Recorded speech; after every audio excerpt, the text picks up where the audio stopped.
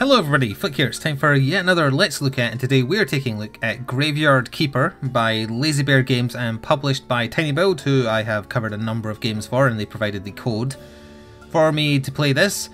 Played it for just over 2 hours because we played it on stream for a little bit, and I have put the VOD over to YouTube if you want to see more beyond this video.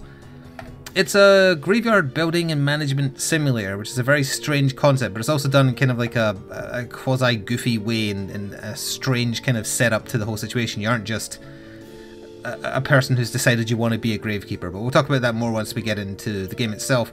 Lazy Bear Games, they've done another game that's on Steam that I did look into back when it was released, but I never ended up going for it because it didn't quite seem like the kind of thing I was looking for. It was called Punch Club, and it was kind of like a Fight Club, Rocky type thing where you're an up-and-coming fighter and you've got to manage your stats, do street fights to get better at fighting, learn new moves, and then take part in tournaments and win them. That kind of progression is also here in Graveyard Keeper. So if you loved Punch Club and don't mind a pretty different setting, you'll probably find a lot you like here. If you didn't like Punch Club, it's iffy. But anyway, let's jump. Actually, before I jump into the save file, just to quickly go over the live streaming option here. It's only currently for Mixer, not Twitch, so I wasn't able to try it. I don't know what it does. So, assuming they eventually add Twitch support, I'll be curious rather, what they do. So, I played for 16 days. The current state of my graveyard is -4 aesthetic, let's say. Let's jump in. So, the setup is that you're in the modern age, which I know will sound weird given what this looks like. You get hit by a car while on the way home to your wife. You have this strange kind of dreamlike sequence with a red-eyed glowing man, and then you awaken here in this time. Very nice sprite art, by the way. I like it a lot. Doesn't look retro enough to be offensive to the eyes, but does look retro enough to be very nostalgic. It's good quality sprite work. So yeah, you find yourself here and you're kind of like, well, am I dead? Is this heaven? It's not heaven. You've got a day job. With the help of a talking skull that we can go chat to, if we go down to the morgue here, you're trying to find out how to get home to your time, to your wife, and you have to do that by essentially running a graveyard keeping business, which is very strange. So bodies get delivered from the nearby town, and we can bring up the map here. So this is where we are, our home. That was the morgue we were just in. Our graveyard that we're tending is to the left. Then you've got garden, vineyard, a witch hill for burning witches, a wheat farm, and then the village proper, filled with NPCs and filled with side quests that we'll talk about in a second once we go over the basic mechanics. The graveyard itself has seen better days, especially when you start. The idea is, well, at least the first main goal appears to be to get the aesthetic to +5, and right now it's -4. And you do that by tending to the graves and improving them by giving them headstones, by repairing them, giving them proper borders, stuff like that. I put down some plots here for upcoming corpses. I'm not sure what dictates when you get a corpse delivered. I thought it was 1 per day, but it isn't. So I'm not quite sure. Anyway, over here in the top left, the blue bar is our energy, and if you play Punch Club, you're going to be very familiar with this. Everything you do essentially uses up energy. Like if I wanted to get rid of the stump with my shovel, 1 energy per tick, so 4 in total. And then you get either red orbs, green orbs, or blue orbs, and you use those to teach yourself new recipes, new skills, and things like that to make everything more efficient. Up here is, well, in the middle is the time of day. Obviously, it's just becoming night, and then this outer circle is the day. I don't know why it's like male symbol, female symbol, and then devil horns. Different NPCs are active on different days. Different side quests can be finished on different days. So it's kind of like a time management point of view. So if we have a look at my technologies, we'll worry about anatomy and things later. Like for instance, I recently got the ability to build borders to graves, crosses, and headstones, all of which I need to make the aesthetic of my graveyard better, because I'm trying to impress the bishop that comes by every whatever day to give me a job, and I can open up the church, and that'll bring in some income for me so I can actually buy stuff. But then we have these other things here. We've got, what is this? Place a berry bush, place an apple tree. I don't need to spend on that right now. Then we have things like this, and this is where kind of like my main problem with the early game of Graveyard Keeper came in, and if you did watch the VOD of me playing it, you'll be very familiar. It's a massive case of and then, when I don't mean in the dude where's my car or stand-up comedy rule sense. I mean, it's kind of like, the other way I described it on stream was the lady who swallowed a fly. It's like you swallow a cat to kill the fly, you swallow a dog to kill the cat, etc. It buries itself in so many levels deep of things you need. It's too much, it's too front-loaded, and that is my biggest complaint about the game. It looks great, I like the medieval music, I like the slight tongue-in-cheek humour it has, but it bogs itself down in too much of this. So I'm having to like farm up my skills by just spending my days chopping trees and mining rocks, only to then discover once I get something, like for instance, I can give you a very specific example. I needed planks to make the borders for gravestones, which means I had to make, well, first of all I had to make this saw over here so I could chop down logs I got, which are piled over there incidentally. So for instance, I could get myself some billet, whatever that is. But then that wasn't enough. I then had to learn the recipe for the carpenter's workbench to turn the flitch into planks, which in turn I could use to make grave fences. But also, if I want to make wooden crosses, I needed nails. So then I was like, okay, what do I need to make nails? Went back to the tech tree, went to smithing. To get nails, I needed primitive forging, which means I needed to make a wood anvil. Had to work out how to make a wood anvil. I don't even remember where I put it, because I did make it. Is this the anvil? Yeah, that's the anvil. So then, to make nails, I needed iron ingots. So then I was like, okay, let's go back. How do you make iron ingots? Iron ingots, you need a furnace. Learned how to make a furnace. Come over here. How to make iron ingots? You need fuel, which you get just by burning sticks, so that part's easy enough. You can also burn coal and wood for more efficient fuel. Need iron ore for that. Don't know how to get iron ore. I think an NPC did hint where some was. Ore that can be collected from small deposits on boggy soil. Don't know where that is. I'm not sure what classifies as boggy soil. Is this boggy soil? Because this looks like swamp water to me. So I'm already like 4 or 5 levels deep of and then. This could be iron ore actually. I need tons of iron ore to make tons of nails, to make tons of headstones, to make graves prettier, so I can impress a... Oop, didn't mean to hit that, but whatever, we'll do it anyway. To impress a priest to get a job to open up the church, to then let me get money, and with the money I can do other things. That kind of stuff just stresses me out, especially if there's too much at the start of the game. Like, you're tending to a graveyard, but you don't know how to make the basics of a grave. You can dig a hole, but that's not really enough. So it's too front-loaded. And I imagine that it'll put a lot of people off, and has, actually. I was reading some of the Steam reviews before starting recording this video. Sitting on mixed at time of recording, about 60, low 60%-ish. Oh, so my phone's ringing, please ignore it. That's what I do. I'm not getting any iron from any... Oh, no, there's iron ore. And there's another one over there. Okay, I finally found some. Apparently I just didn't go north enough into the swamp. I was honestly expecting it to use up more energy. Oh, it is, because it's taking longer to mine. That's another thing. You run out of energy way too quickly. I believe the reason for that is it's to force you to do the cooking mechanic, because you can eat rather than sleep to get energy back within a given day. That in turn also requires spending XP on learning recipes. So you saw that kind of at the start there with the like the farming stuff. I can gather basic stuff, but if I want to make anything I have to then learn more recipes. It obviously wants you to do a farming mechanic because there's a plot of land that I believe you can buy from the innkeeper, but until you can earn money consistently, because you don't get very much money for putting corpses in the ground, you're going to have to open up the church and be a priest. Can't do that until we've made the... You see what I mean? It's just, it's and then. It just keeps on going. It stresses me out. I can't enjoy it on any level as a result, unfortunately. There are other parts of the game that are fun, like the side questing. Having little goals to aim for is very much similar, at least according to my chat, because I haven't played it.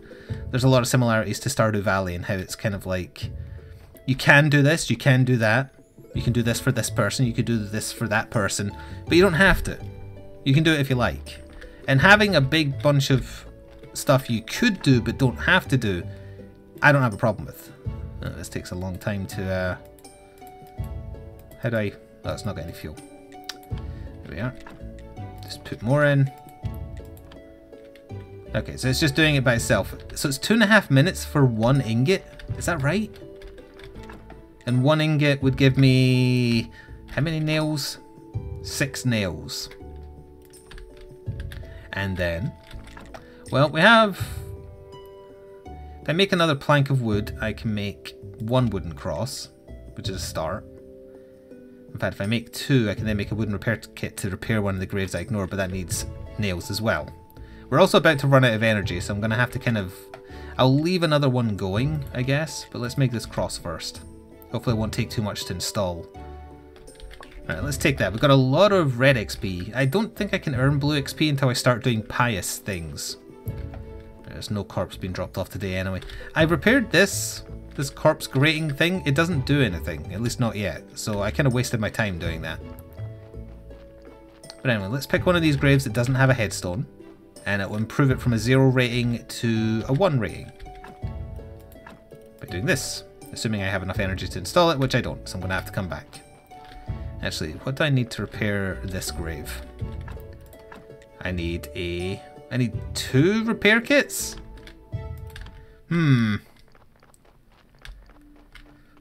It's just one thing after the other. I don't need this stress, I've got a job. And that's the way it comes across to me. That was the issue I had with Punch Club and why I never even tried it in the end. If you didn't mind that and or liked it, then Graveyard Keeper is, again, assuming, like I said at the top of the video, you don't mind the change in setting, the very, very different change in setting to Punch Club, then you'll find a lot more enjoyment out of this than I have. It's just, it comes across as kind of mundane and just, it's too many things. Like, as another thing, I need to get a stamp so I can sell meat to the townspeople, meat made from people, incidentally.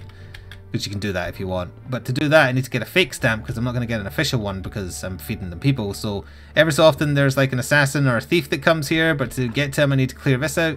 God knows how you make wooden wedges. You can buy simple iron parts, and I can get the planks. But it's just... They should have introduced things... Oh, these give nails. Well, 1 nail is a start. Sometimes they give flitch as well. They should definitely have stopped you getting access to more things so early. I guess they kind of wanted to give you the freedom to choose to do what you want, but it's overwhelming because it feels like you need to do everything, because to do one thing you need to do 50 other things first. The tutorialization is kind of ended at this point.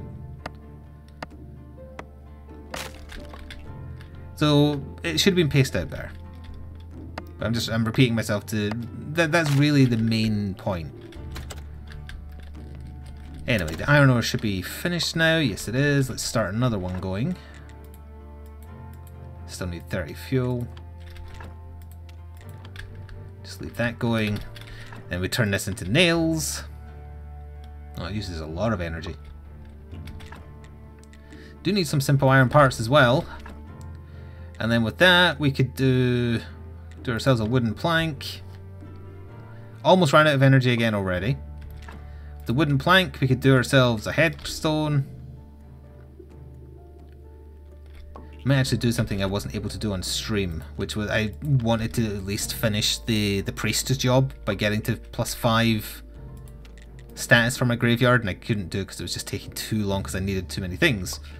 Might be able to do it now. We are going to run out of energy again, but that means we can sleep through the night at least. But is my inventory full? My inventory is full. Stay there, plank. I'll be back. It's actually the first time I've run out of inventory space. As far as I'm aware, there isn't a sprint button either. Oh, there is an attack mechanic. I have got a sword. There's very, very basic light combat. Also totally forgot to come and repair that, but that's okay. We'll just put those in. So that'll give me +3. I've still got a ways to go. So I doubt I will be doing it in the the length of this video because again, it's just everything takes so long. I assume everything will become more efficient further in, but the slog to get there is hard to manage. Anyway, let's rest again and go pretty up this graveyard. Then I'll go over the side quests. Then honestly I think that'll probably do it. The last thing to go over is that it's Graveyard Keeper is a full release. I will link to Steam store page below as always. And it's at what I have said previously for a few other games, I'm guessing is just Steam's recommended default price now, because it's £15.49. Been seeing that very specific price a lot recently, so that must just be the new price Steam recommends that people put their games, or the way it translates into British pounds from however many dollars, $20 I assume, not sure. A bit too expensive. Oh, the priest is here as well. Look, I'm making the graveyard pretty. Oh wait, it gives +2? We might actually be able to do this. Wait. That one only gave +1, that's strange. Maybe it's random how much it gives? We got to 0 base, but that's not +5. 1, 2, 3... Wait, has this got a headstone? It's got a wooden marker. But there is 1, 2... 3 more headstones, 4 more headstones I could put on, assuming even just one of them gave +2. That would thus be at +5 and done. Don't think I have enough energy to do it in one day, sadly. Do I have any food on me? I've got mushrooms. I have an energy potion. I don't even remember picking that up. Okay, well, how many nails do I have? I'm gonna get more nails. Give me all the nails, and then we're gonna craft the wooden plank. We already have a wooden plank, right? So we want 4 of these. I'm gonna have to use that energy potion, definitely. And I've got to try and do it before the priest leaves at the end of the day. So now we need a wooden plank. Let's use that energy potion. Use. And wooden cross. Right, let's go install them and see if maybe multiple of them give 2. I think chopping down trees and things is what gives you the green XP thing. It's like doing labour with tools other than anything nature related is what gives you the red XP.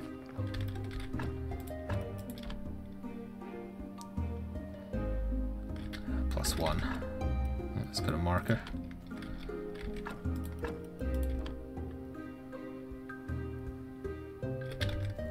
Oh yeah, that's the other thing. If I wanted to cook something, cooking something to restore your energy costs energy. Got +1. We're so close. I just needed to like tidy this up, which needs a repair kit and 5 energy, and then make another one. Let's see. I won't have enough left to cook anything. I could run to the town and go to the inn and buy... Well, actually, do I have any money? 67 copper, that's probably not enough. Could have bought something to restore my energy. I was so close to being able to do it. I do have a mushroom meal I can cook, but as I say, it requires energy, and I don't have enough left to cook it, I think. I can bake human meat. Let's see. I've got a bucket full of water. I'm surprised I can't do that. Must not count. I could have sworn I could make something out of mushrooms. Baked apple. Oh yeah, there we go. Baked mushrooms. Actually, maybe this doesn't use my energy to cook. It just needs fuel. Oh, a body just got dropped off, and I can't do anything because I've got no energy. But I'll quickly show you what happens when a body arrives, I guess. If you want to see me handle bodies properly, visit the town, etc., they'll lose condition the longer we're stuck on the floor. Check out the VOD of me playing it. So what you're supposed to do is you're supposed to bring it to the autopsy table, perform an autopsy. Depending on what you've learned, you can extract bones, flesh, etc. So that's another way to make money eventually. Here's a quick look at some of the NPCs I've met, and then if they have a criteria by which to meet them. Like for instance, you can meet the Inquisitor on any day that looks like that. That looks like that. There's the location you can meet them.